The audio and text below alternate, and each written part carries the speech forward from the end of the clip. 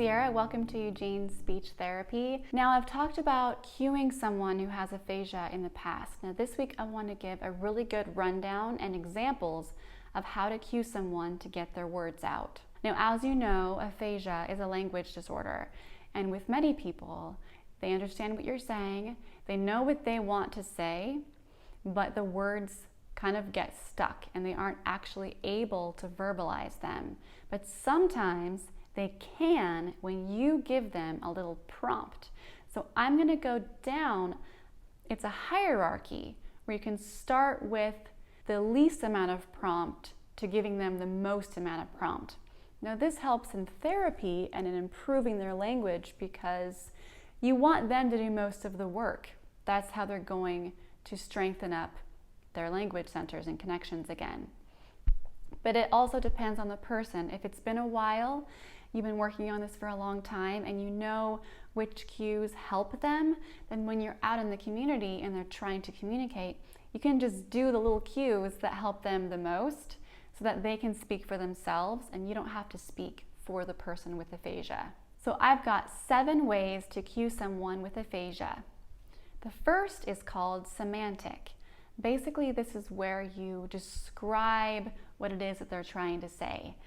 So if the word is apple and they're not able to get it out, you would say, it's a fruit that you eat. Or you'd say, it's a red fruit that you take a bite out of.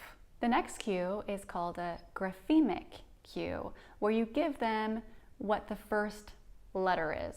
So again, if it's apple, you would say, well, it starts with an A, and see if they can get it then. Sometimes just that amount of information will allow someone to say apple, and they'll get it.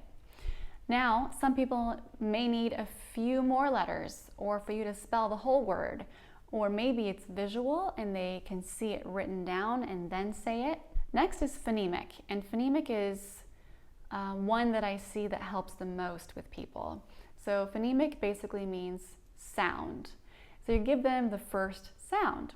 So if it's apple, you say it starts with a, like that. Okay, if it's book, you say it starts with b, and then see if they can get it out on their own. Again, some people benefit from more information. So if it's apple, maybe they need app or b, most of the sound in order to get it out. Okay, next is rhyming. Sometimes if you give them a rhyming cue, they can get it out. So if you say, well, it rhymes with look. If you've given them all the cues, it's something that you read. Starts with a B, starts with B, rhymes with look, then maybe they can get the word book. Okay, next is sentence completion. This is another one that's a popular one. Sentence completion is where you don't give them just any sentence to finish. You give them a sentence that makes sense for the word that they're missing. Okay, so if the word is book, you could say, let's read, open the, and they're supposed to finish the sentence with the target word. Now you want to make the sentence, like I said, obvious for the target word. So if you just say, it's a, that could be anything in that spot. But if you say, open the, then there's a better chance they're going to say book.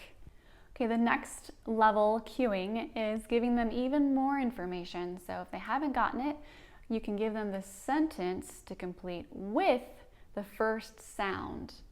So this is combining sentence completion with a phonemic cue. So that sounds like this. Open the b. The last cue I have for you is the most obvious for the person. So you just say the word. The word is book. Say book and have them repeat it after you. Some people will struggle getting the words out, but they're able to repeat, and so that's really good practice for them. Thank you so much for watching. I really hope that these videos help you. I also have an online communication group that you can find on my website at eugenespeechtherapy.com/communicationpartners. And practicing is really important. So making sure the person with aphasia is involved, that you're trying to support them and not speak for them. I put out videos almost every week, very often on these topics, so please subscribe, comment, and like, and I'll see you next time.